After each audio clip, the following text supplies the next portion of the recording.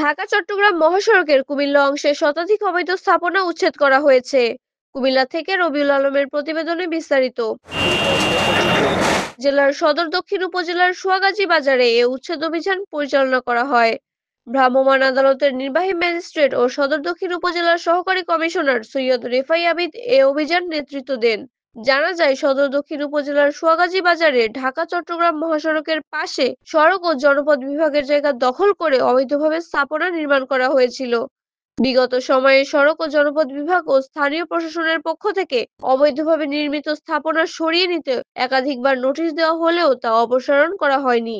সম্প্রতি জেলা আইন শৃঙ্খলা কমিটির সভা ও ঈদ প্রস্তুতি সভায় মহাসড়কের অবৈধ স্থাপনা উচ্ছেদের সিদ্ধান্ত গ্রহণ করা হয়।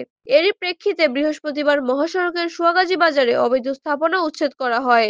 এ সময় সদর দক্ষিণ উপজেলার সহকারী কমিশনার সৈয়দ রেফাই আবিদ, সড়ক ও জনপদ বিভাগের উপবিভাগীয় প্রকৌশলী আদনান ইবনে হাসান সহ জেলা পুলিশ, হাইওয়ে পুলিশের সদস্যরা উপস্থিত ছিলেন।